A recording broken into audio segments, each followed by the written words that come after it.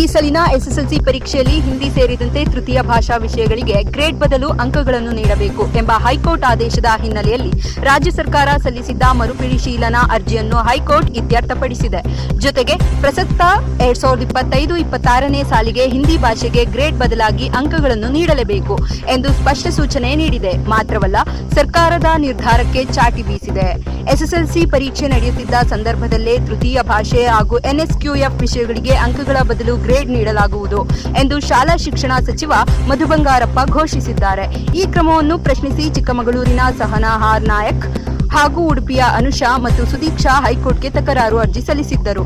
ಈ ಅರ್ಜಿಯನ್ನು ಏಪ್ರಿಲ್ 15ರಂದು ವಿಚಾರಣೆ ನಡೆಸಿದ ನ್ಯಾಯಮೂರ್ತಿ ಇಎಸ್ ಇಂದಿರೇಶ್ ಅವರ ಏಕಸದಸ್ಯ ಪೀಠ ಪರೀಕ್ಷಾ ಅಧಿಸೂಚನೆ ಹೊರಡಿಸಿದ ಸಮಯದಲ್ಲಿ ಚಾಲ್ತಿಯಲ್ಲಿದ್ದ ನಿಯಮದ ಪ್ರಕಾರವೇ ಮೌಲ್ಯಮಾಪನ ಮಾಡಬೇಕು ಎಂದು ಸ್ಪಷ್ಟಪಡಿಸಿತು. ಅದರಂತೆ ಹಿಂದಿ ಸೇರಿದಂತೆ ತೃತೀಯ ಭಾಷಾ ವಿಷಯಗಳಿಗೆ ಗ್ರೇಡ್ ಬದಲು ಅಂಕಗಳನ್ನು ನೀಡಬೇಕು ಎಂದು ರಾಜ್ಯ ಸರ್ಕಾರಕ್ಕೆ ನಿರ್ದೇಶನ ನೀಡಿತ್ತು.